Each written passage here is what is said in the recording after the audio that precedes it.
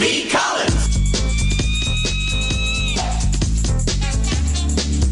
Peter B. Collins, news and comment. It's Thursday, January 24th, 2019.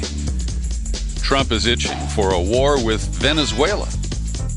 As his vice president, his secretary of state, joined him after he tweeted a declaration of support for the unelected, unsustainable opposition in Venezuela.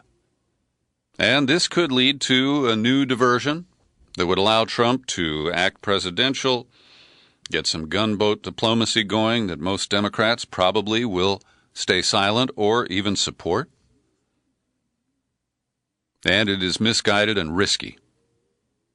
Now, the Maduro government, which succeeded Hugo Chavez, who set up his Bolivarian revolution, it is a mixed bag. There's no doubt about it. But Washington's claims that this is an illegitimate regime, when they use the word regime, we know that loaded terms will follow. Now, this is one illegitimate regime right here in the United States. And to hear Trump and Pence and Pompeo act so righteous, and, they're the ones who were, they're legitimate, and they can judge Nicolas Maduro. Now, this is a development that, honestly, I haven't been expecting. We heard rumblings when Maduro was sworn in for a second term on January 10th. But last week, we saw the kind of new profile of a man named Juan Guaido, and he is the head of the U.S.-backed opposition.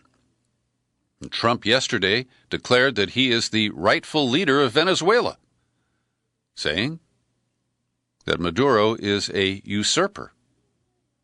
Now, this has drawn angry commentary from Vladimir Putin, and Russia is demanding that Americans cease intervention in the nation that holds the single largest oil reserves in the world. And it's been hammered, largely because of the decline in crude oil prices over the last 5 years. And so we end up with a lot of lectures in American media about this socialist failure, and it's just left for the viewer or reader to deduce that this is an attack on capitalism, and because there are people in the streets and there are people starving, it can rationalize or legitimize American intervention. Now, Maduro broke ties with Washington.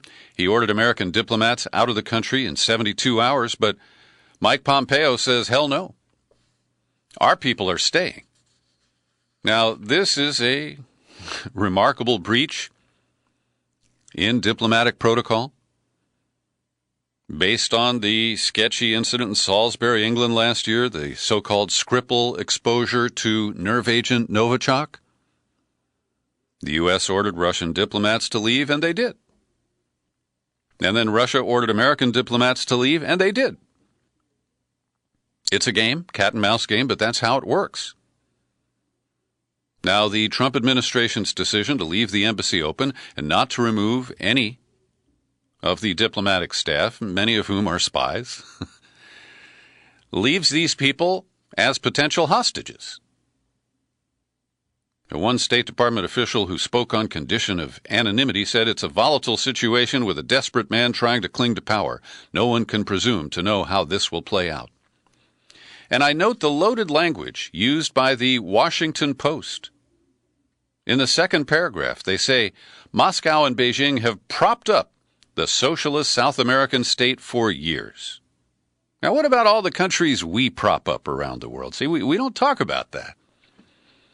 But when Moscow and Beijing loan money to Venezuela, well, that's socialism supporting socialism, and it's so easy for the U.S. to create negative perceptions there.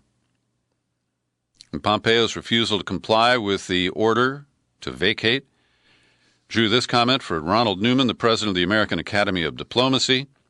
I can't ever remember diplomats refusing an order to leave by the host government, which is sovereign. Security is supposed to be the responsibility of the host government, and that's generally who embassies rely on. Now, the U.S. has been working in the background, and they got the new strongman Bolsonaro in Brazil to support it. Argentina and Colombia are on board with the United States. And this is shaping up like a regime change operation in our own hemisphere, or at least the part of the world we claim to dominate. Now, Maduro's defense minister went public yesterday, and his name is Vladimir Lopez. He denounced Guaido as dangerous, said a coup was being launched to unseat the legitimate ruler. He said, I appreciate as a soldier that all governments should seek balance, rationality, and encourage dialogue. That's what we support. We don't support war. So at this point, despite the fact that 27 military members tried to stage a coup earlier this week, and that was shut down, the military appears to be backing Maduro at this point. But Mike Pompeo went to the Organization of American States headquarters in Washington. He called Maduro's government illegitimate, morally bankrupt, incompetent, and corrupt.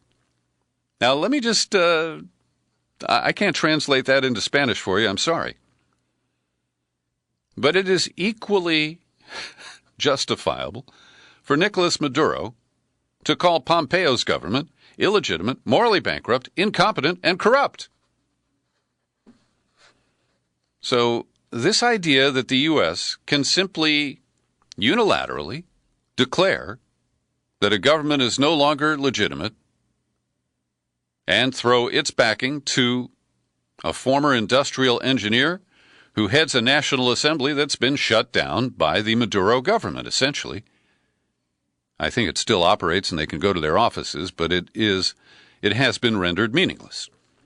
And that is a defect, a deficit of the Maduro government. And they claim, Maduro's supporters, that it's the only way to maintain power. Because the opposition, funded by wealthy interests, including their frontman Leopoldo Lopez, are busy backing this upstart. Now, here's another loaded term from the Washington Post report. The Chinese, who have also propped up Maduro, appeared to... That's the second prop up. These are not props or shout-outs, it's prop up. And that is not journalism, friends. That is polemics. Now, Nicolas Maduro thundered, I am the only president of Venezuela. We do not want to return to the 20th century of Gringo interventions and coup d'etat.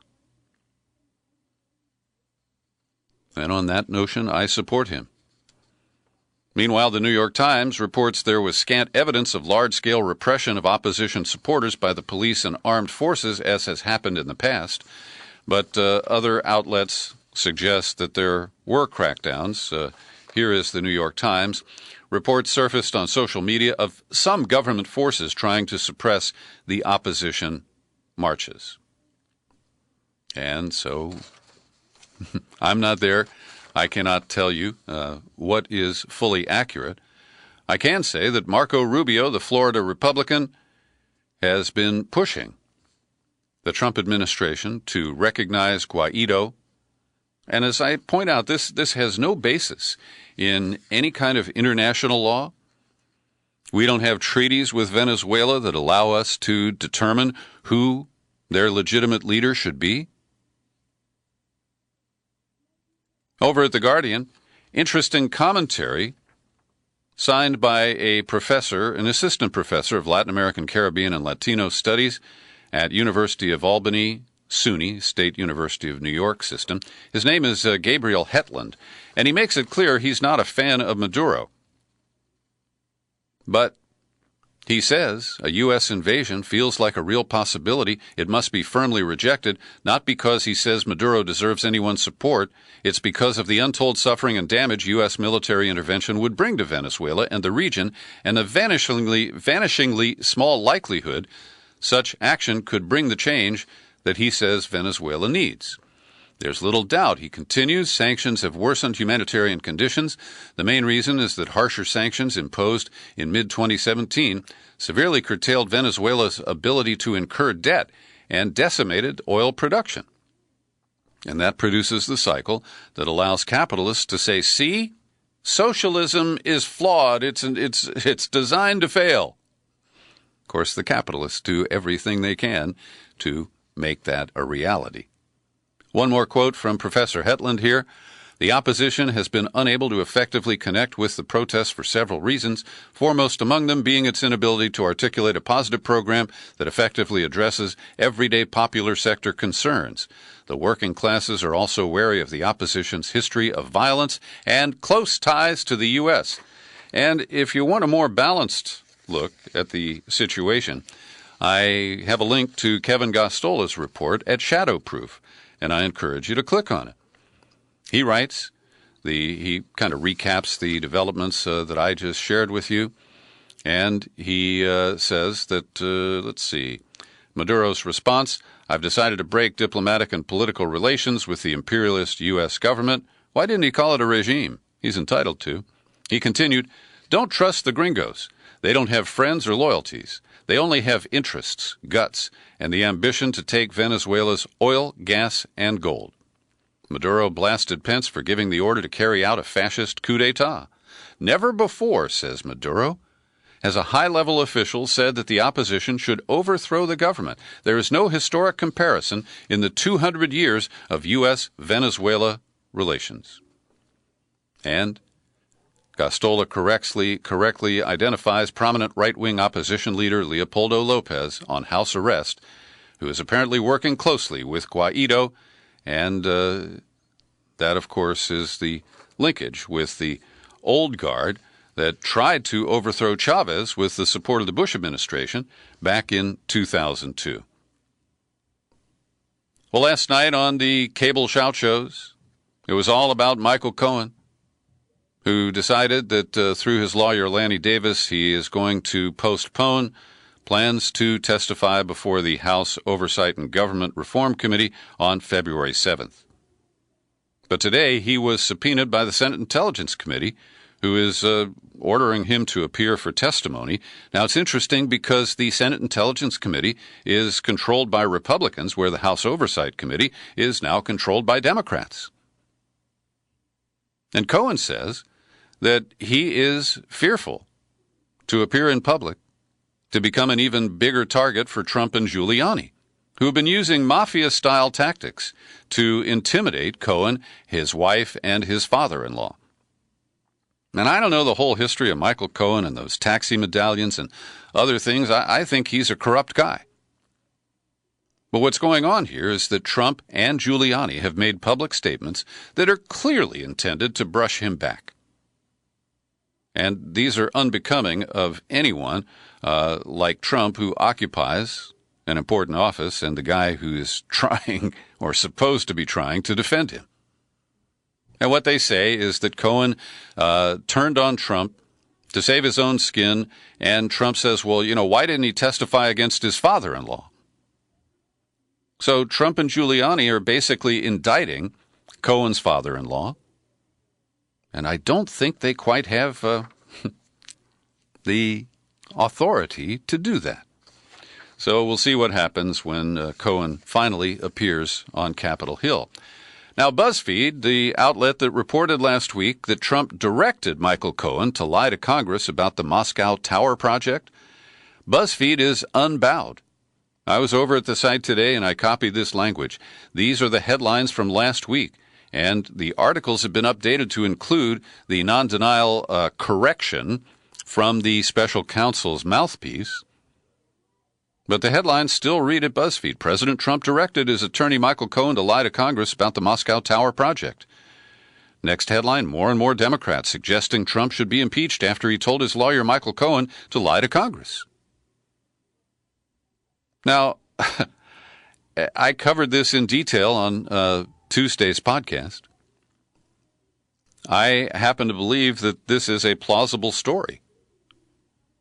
But based on no other media outlets supporting BuzzFeed, no new witnesses, no public witnesses, no evidence available to the public, for it to persist on this story is cheeky. I also found it cheeky last night when Rachel Maddow was blithering on and repeating over and over again some of the same stuff she's told us before about Paul Manafort, and she used the headline from the New York Times that falsely stated that Manafort had ordered his Russian colleague Konstantin Kilimnik, to share Trump campaign polling information with Russians, and they named Russians. The New York Times retracted that story, corrected it to say, it was Ukrainians that Manafort told Kilimnik to share that polling information with. And that's a big difference. And that correction is over a week old. But Rachel Maddow is either in denial or she doesn't read the details at the New York Times. Now, BuzzFeed is soldiering on, and to its credit, they published a big piece here. Trump's lawyer said there were no plans for Trump Tower Moscow. Here they are. And it includes an architect's rendering, a drawing of this 100-story tower that would be the tallest building in Europe, the plans to develop these condos, including one that would be worth $50 million, and that would be donated to Vladimir Putin. Now, I believe all these plans are information that was coughed up by Felix Sater. He's been collaborating with Who, What, Why, and with BuzzFeed. They don't explicitly state that in the article, but that is my inference. It includes details like if the facility had a spa, it would be branded as the Spa by Ivanka Trump. So it is clear that Trump has lied. And it wouldn't surprise me if Trump, either using coded messages or other ways to try to steer Michael Cohen, made it clear that he wanted him to lie and to, in particular, not tell Congress how long the pursuit of the Trump Moscow project continued, which was right up until Election Day in 2016, if we can believe what we're being told. Now, I also want to praise BuzzFeed for a great piece that was published a couple of days ago. It's called The Unbelievable Story of the Plot Against George Soros. How two Jewish-American political consultants helped create the world's largest anti-Semitic conspiracy theory. Now, let me be candid. George Soros is not a particular hero of mine. To the extent that he has funded opposition to right-wing governments like Bush and Trump, I'm okay. But his own background, despite being a Holocaust survivor, is a little bit sketchy. And he has used his money both in shorting currencies and in his philanthropy in ways that can be questioned. Let me just put it that way. But what BuzzFeed exposes here is that the demonization of George Soros, which was used by Trump during the campaign, which was used by some of the scurrilous social media messages, some of which, were picked up and repeated by the claimed Russian troll farm. Well, the two key people here are George Birnbaum, a political consultant who's worked in the U.S., Israel, and Hungary, and he was born in Los Angeles. He is the grandson of a Holocaust survivor. His grandfather was shot by the Nazis in front of this guy's father. And Birnbaum is a protege of Arthur Finkelstein. And Finkelstein is well known as a leading Republican consultant going back to the era of Richard Nixon. And Finkelstein and Birnbaum teamed up to help elect the right-wing autocrat Viktor Orban in Hungary. And that's where using George Soros as the opponent was developed. Now, this is a lengthy story, and I'm trying to give it a quick summary here. But it's interesting to me that Finkelstein is the guy who turned liberal into a dirty word, And Trump, who I coined a term yesterday, he is a pole dancer. And the pole is spelled P-O-L-L. He absorbs polls. And his attacks on Nancy Pelosi yesterday related to the State of the Union kerfuffle. He called her a radical Democrat and, they want open borders and crime and all kinds of stuff. It's right out of the Finkelstein playbook. And so we see that 2 Jewish Americans were the ones who promoted the anti-Semitic memes about George Soros. And I'm called anti-Semitic because I support boycott, divestment, and sanctions against Israel over its treatment of the Palestinians. We'll have more on that in a bit. Oh, and I have one more item about BuzzFeed. They announced today that they're laying off 200 staff members, including key members in their newsrooms. And I don't take any special delight in that, but I hope they'll cut back on those annoying listicles and stick to actual news generation. And by the way, this story was not reported at BuzzFeed News about the layoffs at BuzzFeed. I found it at The Guardian. And in addition, the Verizon Media Group, which owns the Huffington Post, Yahoo News, and AOL News, they are cutting their staffs by 800 employees. So, you won't get any news except all that trashy tabloid stuff coming from those media outlets in the future. So late last night in a tweet, Trump deferred to Nancy Pelosi. And I'm sure this isn't the end of the battle. His ego was bruised when she uninvited him to deliver the State of the Union message before a joint session in the House chambers next week.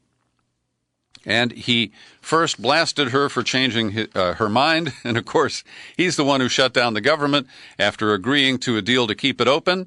But that doesn't matter. He says that she invited him and then withdrew the invitation because of the shutdown. And he said, this is her prerogative. I will do the address when the shutdown is over. Well, score one for Pelosi, but there will be payback. A flight canceled to Afghanistan in the future, something like that. Also, the Office of Personnel Management has issued 2 memos based on a bill that Trump has signed about how things will work whenever the government shutdown ends. And it lays out how everybody will get their back pay, plus the hours they normally would have worked, and overtime and bonuses that they deserved. But the memo is silent on what happens to the people who work for government contractors.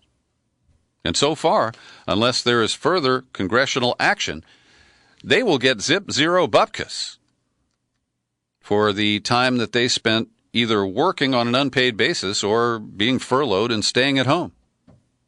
I hope that gets fixed.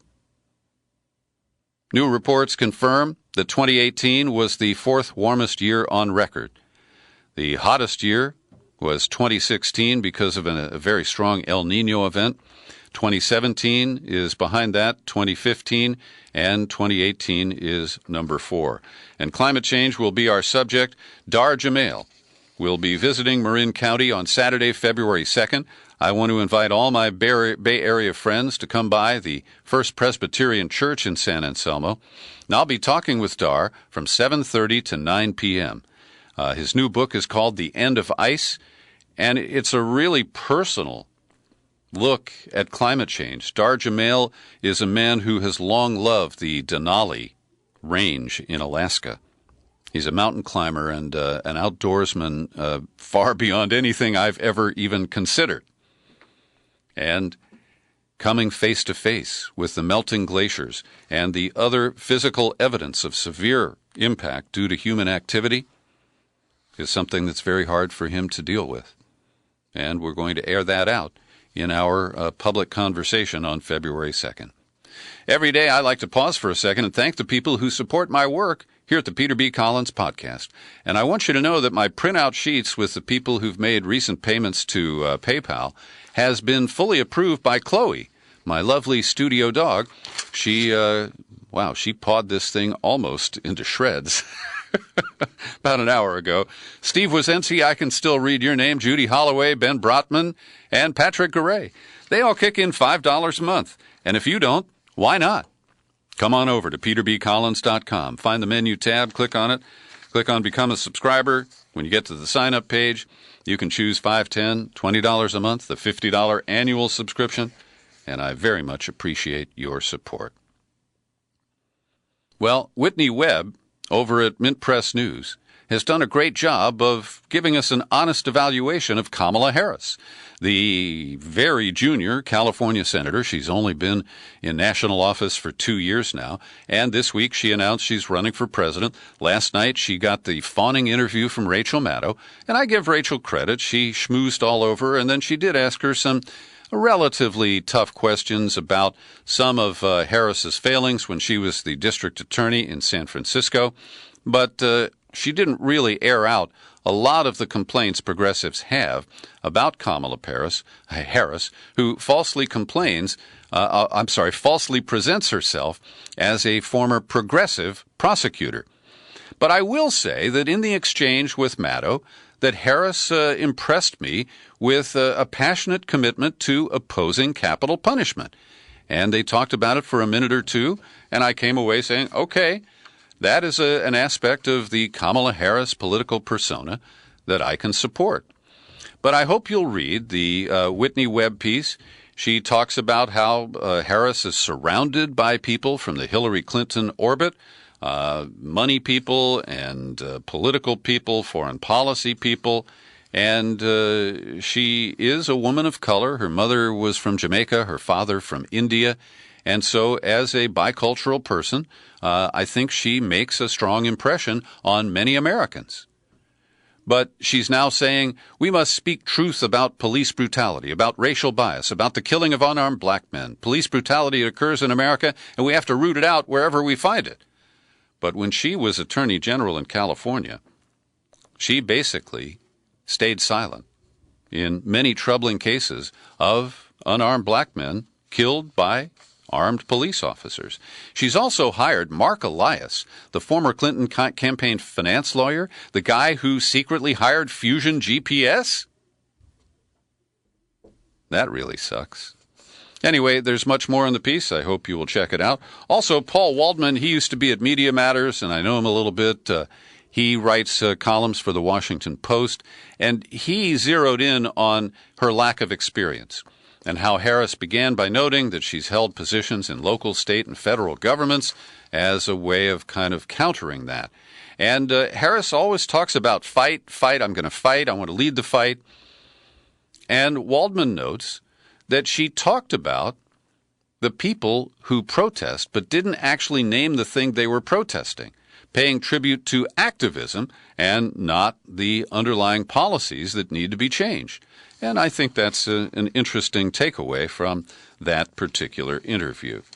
This past Sunday, the New York Times debuted a new opinion columnist, and I'm glad to see a woman of color and a woman of the left, Michelle Alexander, get a spot on the opinion page of the Gray Lady. And she used the occasion of the Martin Luther King holiday to recount his powerful speech at the Riverside Church more than 50 years ago, where he announced that he was opposing the Vietnam War, and it may have been what hastened his assassination. And while she says we can only speculate about where King would stand today, she believes that he would support the aspirations of the Palestinians and denounce the State of Israel for its treatment of the Palestinians in the West Bank and in Gaza. She writes, in view of these developments, it seems the days when critiques of Zionism and the actions of the State of Israel can be written off as anti-Semitism are coming to an end, and she calls for breaking the silence on Palestine. Now, that drew a really ugly response in the Times of Israel under the byline of a columnist named David Harris. And that drew a response to the response from my friend Ian Berman. He's a listener, he's a donor to this program, and he wrote at Mint Press News a very powerful piece pushing back on Ed Harris's critique of the Michelle Alexander column. He makes a lot of good points here. I've linked to his opinion piece, and I hope you will check it out. Just follow that link in the show file at peterbcollins.com. Well, tomorrow, I've agreed to join in the vigil for Julian Assange. You can find it at consortiumnews.com, And I will be on between 5:30 and 6 Eastern Time. That's 2:30 and 3 o'clock Pacific Time, with Consortium News editor Joe Laria and other supporters of the rights of Julian Assange. And today, Laria reports at Consortium that Assange's lawyers have filed an urgent petition to the Inter-American Commission on Human Rights to stop Ecuador from extraditing him to the United States and to pressure the U.S. to reveal its sealed charges against the WikiLeaks publisher. They also have asked the Human Rights Commission to get Ecuador to end its surveillance of Assange and stop the isolation that has been imposed on him. I certainly support these efforts. And there's an interesting piece at Gizmodo, linked to in the show file here, that shows that as far back as 2011, our government has managed to infiltrate WikiLeaks and pick up terabytes of data that were held by this upstart anti-secrecy organization. It is stunning just how much they've picked up, some from people who were involved with WikiLeaks but fell away from Assange and became informants for the U.S. government. One of the better-known collaborators was picked up by the FBI in 2011, better known as Sabu. His given name is Hector Xavier Monsegur, and he was a participant in the Lulzsec hacker group. But there are others, a guy named Sigurdur Thordarson, a WikiLeaks volunteer who became a FBI informant as well. Keep in mind that all of these efforts occurred on the watch of one Barack Obama and his Secretary of State, Hillary Rodham Clinton. Also want to note briefly that the American-born woman who is an anchor for Iran's Press TV, her name is Marzia Hashemi, she was held for more than 10 days. Grabbed at the St. Louis airport, taken to Washington. She was, her rights as a Muslim woman were abused. They made her take off her headscarf, and there were other indignities visited upon her.